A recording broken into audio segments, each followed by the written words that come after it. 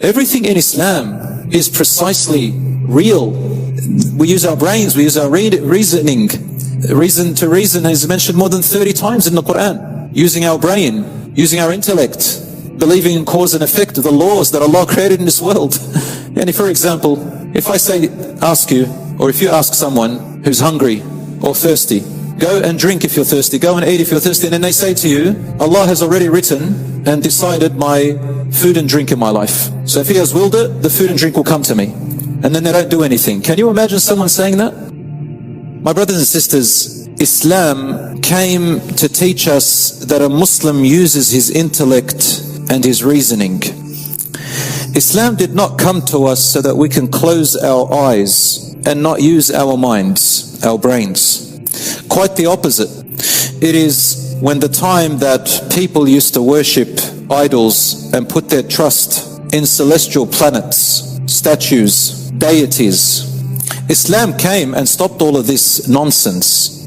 When people used to believe in pessimisms, bad omens, they see something, they say this is a bad omen. They see somebody, something happens to them, they say it's because of him or her.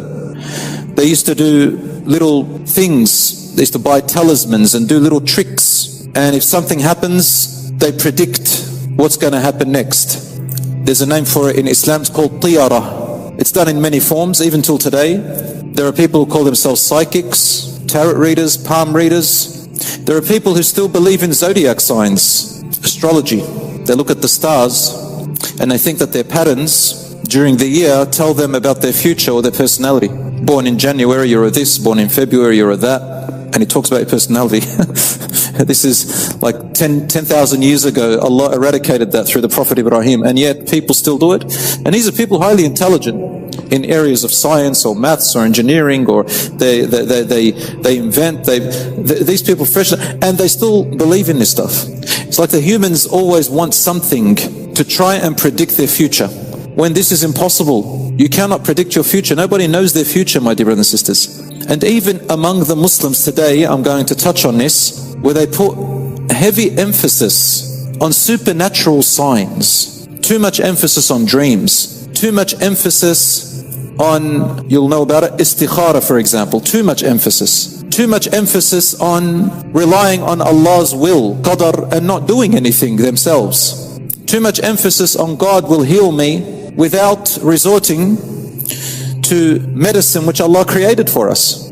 So Muslims today have kind of fallen into these traps as a result of ignorance, lack of knowledge about qada and qadar and belief in Allah, what it means, and mixing it with other past beliefs, Greek theology, astrology, the ancient Babylonian beliefs.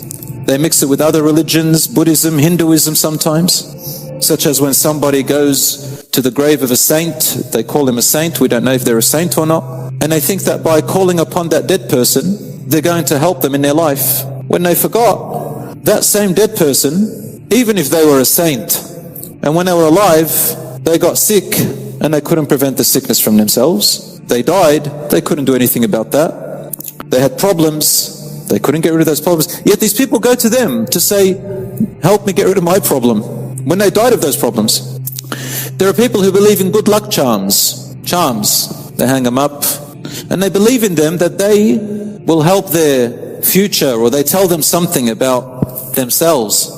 The list goes on. So we are here, inshallah, to give your brains and your hearts rest and ease, and to bring you back to reality. And that Islam is not about illogical, always, like there are some illogical things, such as the way we make wudu. Why would you wipe over your sock? Why would you clean your feet when you lose your wudu? These are acts of worship. They're a spiritual side of it. But they have nothing to do with predicting your future, deciding your fate. Based on that, you make decisions in life. You wait for a coin, or a feather, or a dream catcher, or the blue eye that some people wear, or even the Quran. They put the Quran in little pouches and wear it around them, or Ayat al-Kursi. Some people believe if you wear it, somehow it's going to do something for you. That's like the example of having a headache. Then you buy Panadol from the pharmacy, you keep it in its packet and wrap it around your neck. Is your headache going to go if you wrap around Panadol around your neck? Can you imagine someone, that would be a sight to see. Someone believing I'll wrap the Panadol around my neck and my headache will go. Same with the Quran, ya akhi. It was sent down so you can recite it, read it, and learn from it. And a lot of people, they memorize the Quran, which is amazing, but they forget to understand the essence and the teachings and the message that the Quran has. Everything in Islam is precisely real. We use our brains, we use our reasoning.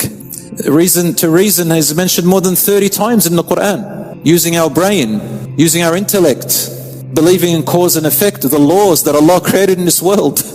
And for example, if I ask you,